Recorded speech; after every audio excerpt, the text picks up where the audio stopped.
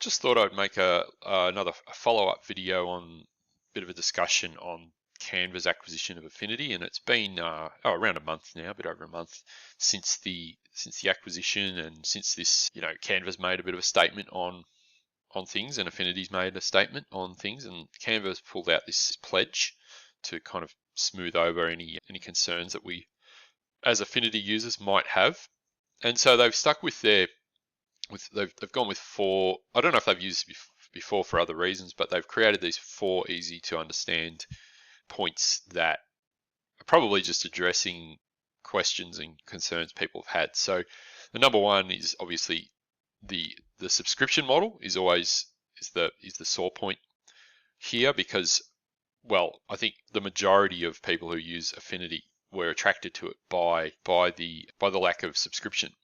And that was I'm in that boat. I couldn't afford at the time. I could not afford to use Photoshop and Illustrator and things like that. So I could use them, but I couldn't afford to because of the subscription costs. And since then, I've been able to purchase Affinity and absolutely love it. So yeah, hopefully they stick with their perpetual license and always offer it.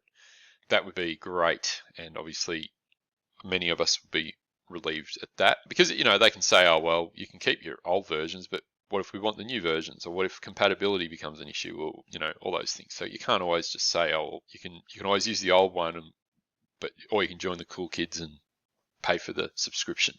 So the next one is accelerating Affinity. It's a bit of a few power words and buzzwords in here, but anyway. So it's here to stay. It will remain the highest quality Pro Suite design and Pro Design Suite, and will accelerate the rollout of new features. So obviously they're looking at putting more funding into the development of Affinity. What that means will be very interesting.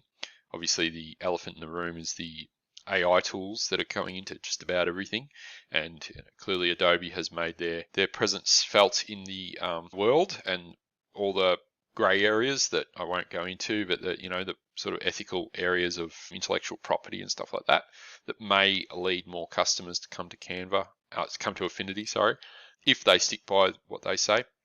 So accessible for all. This is interesting. I didn't actually know this, but Canva actually allow schools and non-profits to use their tools for free, apparently. So they're going to extend that to the Affinity Suite. Now, I actually work for a not-for-profit, and I'm not sure what the terminology is with Australia, and yeah, well, this is Australian-owned company, but I'm not sure whether the company I work with actually pay for their subscription or whether they are registered as a non-profit. But obviously, focusing on the young generation and getting them into using these tools and giving them access to the Affinity Suite would be fantastic for them, for their development, and making it accessible, who knows, maybe via passwords and stuff, so students can use them at home and whatnot. That would be fantastic. And community led, so it just basically says they're always open to the feedback. So I just want to scroll down and just look at some of the things. So they've put in bold, we're committed to continue perpetual licenses in the future. Yeah, I'm a bit concerned when they say perpetual license, because it's like ongoing license, but yeah, I'm not sure like that. I guess that's the term that they often use, so we'll just go with that. Fairly priced perpetual license model. I think that it's you can have both, but we'll see. Some of you may have seen that group BuzzFeed. It's a bit of a side note, but they moved to YouTube and became watchers, and they're massively popular YouTubers. They just announced recently that, oh, goodbye YouTube, we're going to our paid subscription model. If you want to watch the bulk of our content, you'll have to pay $6.99 a month. And it went down like an absolute lead balloon. I would recommend looking up some of the videos on that if you haven't followed it. Just the general attitude towards subscriptions is becoming more and more negative, especially in this climate. People want to own their software. They want to own what they pay for, and this whole you'll own nothing and be happy kind of narrative is out there. Like, almost everything is wanting to be subscription based, and it adds up. It's amazing. I don't want to be beholden to a program. If I don't use Photoshop for a month, why should I have to pay for it? It's just, yeah, it's unbelievable. But like file formats, being stuck with that program and ongoing costs just to keep access to your own files is, to me, obviously to many of you it doesn't make any sense. But yeah, so anyway, back to this. Yeah, if we do offer a subscription, it will only ever be as an option alongside the perpetual model. So yeah, they're obviously thinking about it. One thought is that they just say, hey, look, we've got Canva, it's going well. We've got Affinity, it's going well. Let's just keep them more or less independent of each other instead of, congealing it into some sort of new program. Let's just keep the wheels turning and developing them in their own way, and I guess bringing some strengths across from one to the other. So it's amazing actually that this not for profit I work for, they use Canva all the time. I have to use Canva, I have to use the Adobe programs because that's what they use, and all the files, in those formats. So they'd actually never heard of Affinity at all. So a lot of people, would know who Canva are and say, oh, Canva's just a, entry level kind of content creation tool with basic functions. And if you're a real designer, you'd only ever use a real design program. But the problem is that the brand awareness is still not quite out there. I actually did a marketing diploma, digital marketing diploma last year, and really nobody had heard of Affinity in that cohort. And I was having a discussion with some people about design software, and they were like, Canva, and I hadn't heard of Canva really. I'd seen a little bit, but I, like many of you, I just didn't bother because why would I when I could use Affinity for most things? Having said that, there are some tools that definitely make things quick, making animated video sequences and stuff. It's really quick and easy to use. So, and I have to use it sometimes in this place of work where I have to leave things in a format that they can use as well when I'm not there. So, yeah, so I can see the accessibility of Canva is huge and a huge selling point. But yeah, a lot of people had never heard of Affinity products at all. And I know a lot of you, and I scoffed at that as well. But it is actually there, and whenever anyone says, oh, I want to do some digital design or I want to do photo editing, the name Adobe comes up. That's it. That's the brand awareness. So if it might be good for Canva, it might bring Affinity into the light a little bit more, and they might stick with this. Hey, look, we're actually not going. You can buy this program and it's yours. You'll always be able to keep it up to date, and it's a one-off fee, and go out and use it.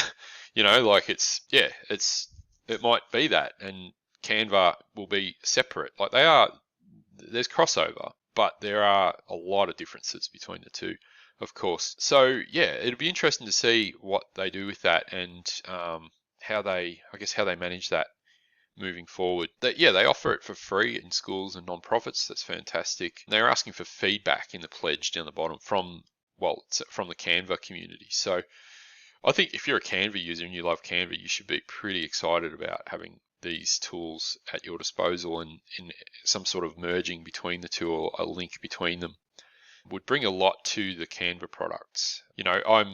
Because I use Affinity a lot, in this place of work I'm in, at least it will be probably left up to me to show people. If we ever use these, it will be left up to me to show how to use Affinity, because it's very, it's very similar, but it's also very different to the Adobe suite. And I think they would fall in love with it if they gave it the time and energy it deserves. So that's one part. I was just reading some of the things just for fun on Reddit, and it was basically saying, so what is Canva? This is 1 month ago. And so this person, they're obviously a designer, and they use Canva a bit. And this was definitely my feeling towards it when I joined up. So they're sort of listing all the features. So it's an easy drag and drop editor, templates, design types, stock photos, AI, writing and designs, printing and delivery, free storage, sort of reasonably, free storage. And then the paid one is unlimited templates. It's interesting with these templates. I do a lot of lesson plans. I sell lesson plans on a teaching website, and apparently you cannot use these templates in your sold products because they are copyright. So a lot of people are swearing by Canva, and I made these lesson plans and they look great, or teacher resources or whatever. This is my work. I've entered in all the other stuff and used the template, and then I've put it in as a package for sale, and have had these, more or less cease and desist messages come through from whoever, from Canva, I guess. I'm not sure, but you're not allowed to use those templates for more or less commercial purposes. I'm not sure. Correct me if I'm wrong. I'd love to find some more information out about that. I'll definitely look it up. Yeah, like there's an incredible amount of resource, 100 million plus photos, videos, graphics, and audio, brand kits. Not sure what that is. Remove backgrounds, AI tools to the hilt, 1 terabyte of cloud storage, and yeah, it's just it's interesting just to read I guess some of the comments and stuff like that. It's really just saying it's good for entry level design, but it's not really design work. And yeah, and just be, I guess, interesting to be careful about using Canva for commercial related products. It can lead you into problems. So, social media or flyers or anything that you're putting out more or less for free, you're not selling it, then that's fine. But if you start using the templates and some of the other stock and all that, you got to be careful with, obviously I'm stating the obvious to most people, but you got to be careful with those copyrights, because it's a real pain to go back and have to change things once you've already finished them. So that's some of my thoughts on just this Affinity Canva pledge. Obviously, it's a huge subject that could be covered at great length in great detail, but it'd be interesting still to see where they go with it from here on in. It's very exciting for, I guess, anyone who uses Canva, and slightly not sure for anyone who uses Affinity, because I think we've got the most to lose. So yeah, please leave your feedback or comments in the comments section, and yeah, you can check out some of my other videos that I make for a bit of fun, and try and share some of my, I guess, things I've learned along the way about Affinity. And yeah, happy to hear any comments or suggestions you might have about my videos, and I'll talk to you another time.